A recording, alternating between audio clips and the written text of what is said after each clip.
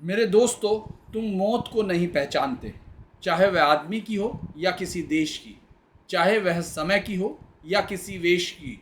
सब कुछ धीरे धीरे ही होता है, धीरे धीरे ही बोतलें खाली होती हैं, गिलास भरता है, हाँ धीरे धीरे ही आत्मा खाली होती है, आदमी मरता है। उस देश का मैं क्या करूं जो धीरे धीरे लड़खड़ाता हुआ मेरे पास बैठ गया है। नमस्कार। धीरेन्द्र डायलॉग में आप सभी का एक बार फिर से स्वागत है। हम आज फिर बात कर रहे हैं कविता पर।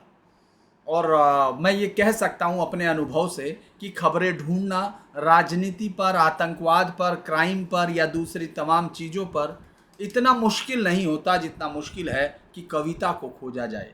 ऐसे वक्त में जब आपके आसपास इतना शोर हो गया हो, उसमें कहीं शांत आवाज़ खोजना मुश्किल हो, तो ऐसे में कविता खोजना तो और भी मुश्किल है। मैं दिन भर ये सोच रहा था कि आपके लिए किस कवि से शुरू करूं, क्योंकि श्रीकांत वर्मा की कविताओं के साथ जो जीवन की लय है, जो जनतंत्र के अंदर के पाखंड को हमने देखा, उसके बाद उनके बराबर किस कवि को लाऊं, क्योंकि कवि एक से एक है, अनुपम है। उनको मैंने इस यात्रा में बहुत पढ़ा, लेकिन मैं फिर भी एक ऐसे कवि को आज लाने के लिए सोच रहा था। पहले मैंने भवानी प्रसाद मिश्र को सोचा, लेकिन उनकी सहजता के साथ, चूंकि श्रीकांत वर्मा की कविताओं में जिस तरह का आपको एक अंदर तक घुसता हुआ तंज दिखता है, किस तरह का बदलाव दिखता है, उसमें फिर लगा कि ऐसे में एक ऐसा कवि हो जो इसका सुर है उसके साथ बहता दिखे। तो मुझे लगा कि क्या मैंने सचमुच तुम्हें अपनी कविताएं दी थी या तुमने उन्हें खूंटियों पर टांग दिया था और जहां खूंटियां थी वहां से उतार लिया था अपना चेहरा। जी हाँ, मैं सर्वेश्वर दयाल सक्सेना की बात कर रहा हूँ। उनकी खूंटियों पर टंगे हुए लोग कविता का ये मैंने आपको सुनाया। इससे पहले कविता जो शुरू की थी वो मैंने धीरे धीरे से शुरू की थी। तो आज हम उस कवि की, मैंने इसलिए भी उस कवि को चुना क्योंकि जब मैंने एक सीरीज़ की थी, वो धीरेन्द्र पुंडी न्यूज़ पॉइंट पर है, जो मैंने इमरजेंसी पर की थी, यानी 50 साल पूरे होने पर मैंने एक कविताओं में और साहित्य में खोजने की कोशिश की थी कि 1975 में इमरजेंसी के वक्त क्या हुआ। क्योंकि 2016 में जब मोदी की सरकार के आने के बाद हमने एक बड़ा अजीब सा दृश्य देखा कि अचानक एक के बाद एक लोगों ने अवार्ड वापसी की। राजनीतिक विरोध के बीच में ये अजब किस्म का विरोध दिखाई दिया, तो मुझे लगा कि शायद ऐसा हमेशा हुआ होगा, विरोध की आवाज़ें हमेशा दिखाई दी होंगी। तो मैं 1975 के वक्त के समय उन तमाम जो साहित्य अकादमी में बैठे हुए लोग थे और उन सब लोगों को तलाश कर रहा था कि उन्होंने क्या कहा। तो लेकिन मुझे लगा कि इनसे तो सिर्फ झुकने के लिए कहा गया था और ये तो लेटने वाले लोग थे। तो मुझे लगता है कि उसी वक्त लेकिन एक कवि ऐसा था जिसकी एक कविता ने उस वक्त के विरोध को दिखाया था। यानी 75 की इमरजेंसी के विरोध में लाल साइकिल एक ऐसी कविता थी जो मैंने उसमें भी, उस संग्रह में भी, उस वीडियो में भी जो धीरेन्द्र पुंडी न्यूज़ पॉइंट में है, इमरजेंसी की 2 पार्ट हैं, आप देख सकते हैं, उसमें किया था। तो मुझे लगा मैं वहीं से शुरू करता हूँ और उसी कवि को समझता हूँ, उसकी कुछ कविताओं पर समझते हैं। क्योंकि देखिए, सर्वेश्वर दयाल सक्सेना भी वो कवि थे जो विचारों और कला को भी एक इस तरह इस्तेमाल करते थे कि वो ये बदलाव की बातें बता सके, समाज में क्या बदलाव है, किस तरह से उनकी कविताएं अपनी सहजता में, लोक चेतना, व्यंग्यात्मकता, आप उनको सब कुछ दिखाई देगा। मानवीय संवेदनाओं के इर्द गिर्द बुनती हैं वो अपना रास्ता और फिर आगे निकल जाती हैं, आपको कहीं छोड़ के। आपको उसमें जीवन आम आदमी का दिखाई देगा, उसकी पीड़ाएं दिखाई देंगी, संघर्ष, आकांक्षाएं, वो एक दूसरे में इस तरह गुथी हुई हैं कि आप जब एक परत हटाते हैं तो अगली परत जाती है। उनकी जो सौंदर्य है उनकी कविताओं का, उसमें सरलता है और उसका सहज बहाव है, या जिसको संप्रेषणीयता कहते हैं, वो है। और यथार्थ के प्रति उनकी गहरी दृष्टि है, वो इधर से उधर नहीं भटकते। मैं बहुत सारी चीज़ें उस तरह नहीं बोल पाऊंगा जिस तरह अक्सर आप कवियों को सुनते हैं, लेकिन मैं सामाजिक सरोकार, मानवीय करुणा, व्यवस्था पर व्यंग और प्रकृति प्रेम के अद्भुत समन्वय को अगर किसी कवि में देखता हूँ तो मुझे वो सर्वेश्वर दयाल सक्सेना लगते हैं। तो मैं उनकी कुछ कविताओं के साथ आज हम लोग उस पर बात करेंगे।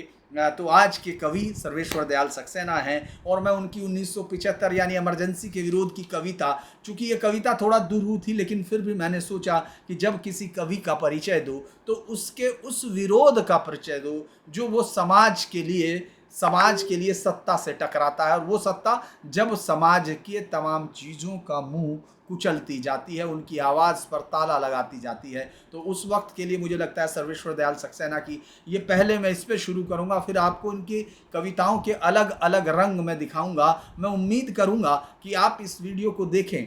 चूँकि पिछला, मैं आप सबका धन्यवाद भी अदा करता हूँ कि आपका जिस तरह का स्नो धीरेन्द्र डायलॉग पर, चूँकि उस पर ना तो बहुत सब्सक्राइबर भी नहीं है ये कहें, और उस पर बहुत ज़्यादा व्यूइंग भी नहीं थी, लेकिन उसने 1000 से ज़्यादा लोगों ने अगर श्रीकांत वर्मा को सुना, हालांकि वो तो लाखों लोगों के सुनने लायक थे, लेकिन ये शायद मेरी वो है कि वो 1000 लोगों तक, और उसको बढ़ रहा है, लोग सुन रहे हैं, तो मुझे अच्छा लग रहा है। तो हम शुरू करते हैं। थोड़ी दुरू कविता, लेकिन सुन। रात भर एक लाल साइकिल कटीले बाड़े से टिकी अकेली खड़ी रही, पुलिस की सीटियां बजती रही, उनके भारी बूटों की आवाज़ें आती रहीं। सुबह एक बच्चा कहीं से आया और ओस में भीगी ठंडी घंटी बजाने लगा।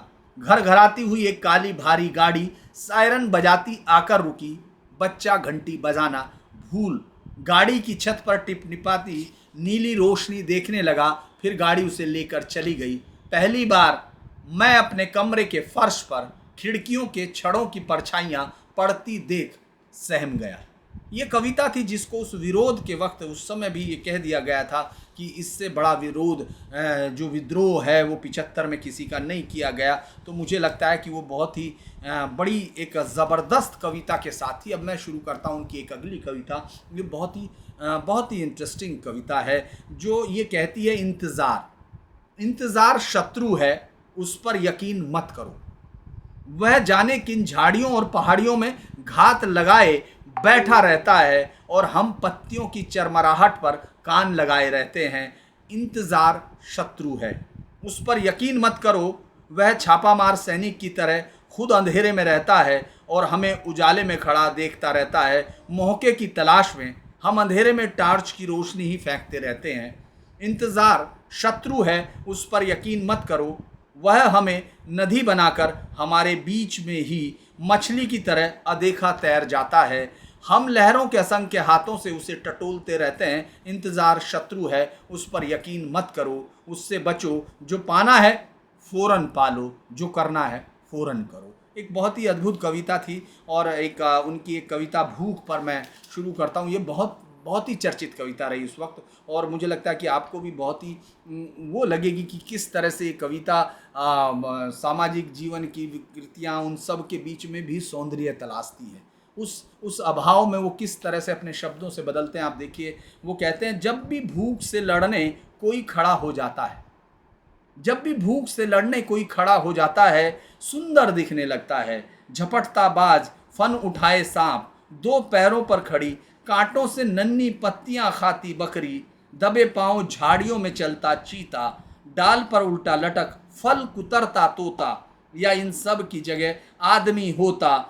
जब भी भूख से लड़ने कोई खड़ा हो जाता है, सुंदर दिखने लगता है। ये अद्भुत कविता है, जो आप उसके बिंब को समझिए। अगर मैं चूँकि थोड़ा सा तेज़ उसमें पढ़ पा रहा हूँ, लेकिन अगर आप उसको समझें उस कविता को, तो अद्भुत तरीके से उन्होंने भूख के खिलाफ लड़ने की जो एक चेतना है वो तमाम लोगों में, आपने देखा चीते से लेके फन उठाए सांप तक, एक खूबसूरती लगती है, क्योंकि वो विरोध कर रहा है भूख का। उसके अपने पाने के लिए एक लड़ाई में कितना खूबसूरत लगता है जब वो अपने हक के लिए लड़ता है, तो उसको उन्होंने कहा है। इसके अलावा एक धूल है उनकी कविता, वो तो खैर 2 हिस्सों में आती कविता है, लेकिन मैं आपको धूल पहली जो उनकी कविता है उस पर सुनाना चाहता हूँ। तुम धूल हो, पैरों से रौंदी हुई धूल, बेचैन हवा के साथ उठो आंधी बन, उनकी आंखों में पड़ो जिनके पैरों के नीचे हो।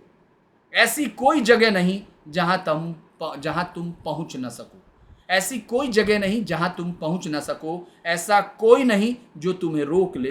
तुम धूल हो, पैरों से रोंदी हुई धूल, धूल से मिल जाओ। ये आप इसका बिंब अगर समझते हैं तो बहुत ही बेहतर कविता है। ये बताती है कि आप किस तरह से ज़िंदगी के उस नीचे पड़े हुए शख्स से भी उम्मीद करते हो कि जो जब आपके ऊपर। इससे ज़्यादा खोने के लिए उन लोगों के पास कुछ नहीं, तो उनको उठना ही होता है। उठने का तरीका हो सकता है, लेकिन उसको कविता ने किस तरह कहा वो आपने सुना। तुम धूल हो जिंदगी की सीलन से दीमक बनो, रातों रात सदियों से बंद इन दीवारों की खिड़कियां दरवाजे और रोशनदान चाल दो। तुम धूल हो जिंदगी की सीलन से जन्म लो, दीमक बनो आगे बढ़ो, एक बार रास्ता पहचान लेने पर तुम्हें कोई खत्म नहीं कर सकता। ये उनकी एक खूबसूरत सी कविता थी। तुम्हारे साथ होने से मैं एक और बहुत खूबसूरत सी कविता उनकी पढ़ूंगा। मतलब इस कविताओं को हम लोग अलग अलग तरीके से देख रहे हैं। तुम्हारे साथ रहकर एक प्रेम को किस तरह से उन्होंने अपनी हर एक कविता में उनके साथ जो है शब्दों की जो लय है वो आपको छू के गुजरेगी। ऐसा लगेगा कुछ गीलापन अंदर रह गया और वो चीज़ निकल गई जो तुम आपके साथ चली। तुम्हारे साथ रहकर अक्सर मुझे ऐसा महसूस हुआ है कि दिशाएं पास आ गई हैं। हर रास्ता छोटा हो गया है, दुनिया सिमट कर एक आंगन सी बन गई है जो खचाखच भरा है, कहीं भी एकांत नहीं, न बाहर न भीतर। हर चीज़ का आकार घट गया है, पेड़ इतने छोटे हो गए हैं कि मैं उनके शीश पर हाथ रख आशीष दे सकता हूँ। आकाश छाती से टकराता है, जब चाहूँ बादलों में मुंह छिपा सकता हूँ। तुम्हारे साथ रहकर अक्सर मुझे महसूस हुआ है कि हर बात का एक मतलब होता है, यहाँ तक कि घास के हिलने का भी। हवा का खिड़की से आने का, धूप का दीवार पर चढ़कर चले जाने का। तुम्हारे साथ रहकर अक्सर मुझे लगा है कि हम असमर्थताओं से नहीं, संभावनाओं से घिरे हैं। हर दीवार में द्वार बन सकता है, हर द्वार से पूरा का पूरा पहाड़ गुजर सकता है। शक्ति अगर सीमित है तो हर चीज अशक्त भी है, भुजाएं अगर छोटी हैं तो सागर भी सिमटा हुआ है। सामर्थ्य केवल इच्छा का दूसरा नाम है। जीवन और मृत्यु के बीच जो भूमि है वह नीति की नहीं मेरी है। आप ये सुन सकते हैं कि वो किस तरह से बहुत ही बेहतर तरीके से अपने प्रेम को किस तरह से व्यक्त करते हैं उसको कविताओं में। अगर आप उसको सहजता से लेते हैं तो मुझे लगता है सर्वेश्वर दयाल जैसे कवि नहीं, उनका बहुत लंबा एक जीवन रहा, नई कविता के वो रहे हैं और छंदों से मुक्त हैं। वो अपनी कविताओं में जिस तरह से है, उनको कहते हैं कि छंद जो है मुक्त कविताओं में है, और व्यवस्था पर, लोगों पर व्यंग में तो उनका कोई सानी नहीं होता। उनकी एक प्रार्थना है, ये तो 3 भागों में, लेकिन मैं 2 भाग वाला पढ़ रहा हूँ। दुर्गम पथ तेरे हों थके चरण मेरे हों, दुर्गम पथ तेरे हों थके चरण मेरे हों, यात्रा में साथियों हर पल असफलताएं मुझ पर गिरती जाएं मेरी ही सीमाएं। सुखद दृश्य तेरे हों भरे नयन मेरे हों, दुर्गम पथ तेरे हों थके चरण मेरे हों, अपने साहस को भी मैं कंधों पर ला दे, चलता जाऊं जब तक तू यह तन पिघला दे। अमर सृजन तेरे हों मृत्यु वर्ण मेरे हों, दुर्गम पथ तेरे हों थके चरण मेरे हों।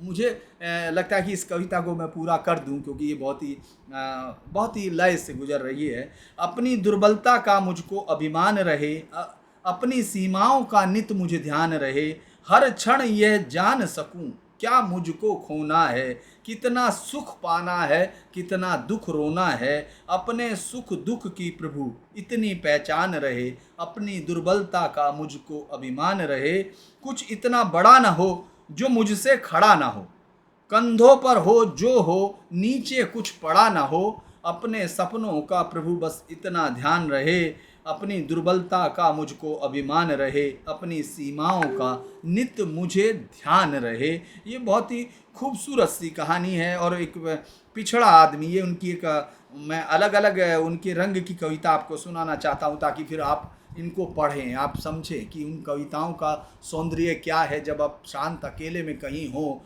थक जाएं, या घर में आप चाहते हो कि एक शांत कोना उस भीड़ में भी आपको दिखाई दे, तो आप सर्वेश्वर दयाल के सक्सेना को पढ़ सकते हैं। उनकी एक कहानी है, कविता है पिछड़ा आदमी।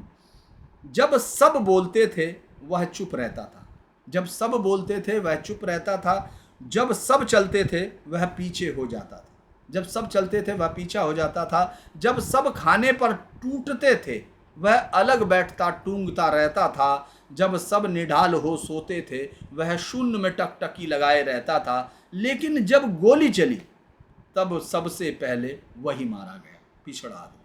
तो ये एक उनकी कविता का एक अंदाज़ आपको दिख रहा होगा, एक जड़ें उनकी कविता है, उस पर भी हम लोग थोड़ा सा बात करते हैं। जड़ें कितनी गहरी हैं, जड़ें कितनी गहरी हैं, आँखों के कैसे, फूल से, फल से, छाया से, उसका पता तो इसी से चलेगा। आकाश की कितनी ऊंचाई हमने नापी है, धरती पर कितनी दूर तक बाहें पसारी हैं।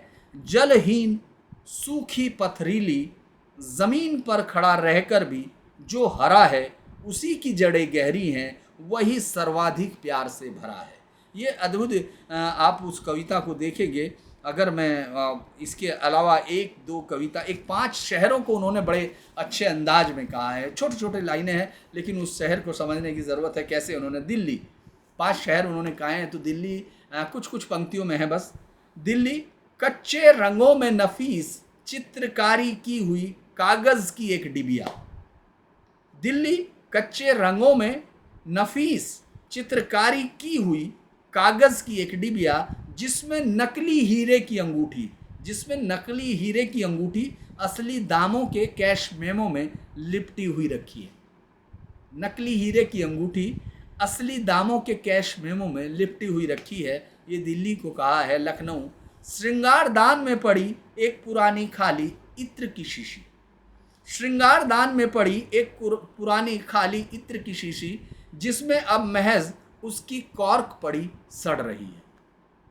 बनारस बहुत पुराने तांगे में बंधी एक ताबीज़, बहुत पुराने तागे में बंधी एक ताबीज़, जो एक तरफ से खोलकर भांग रखने की डिबिया बना ली गई है।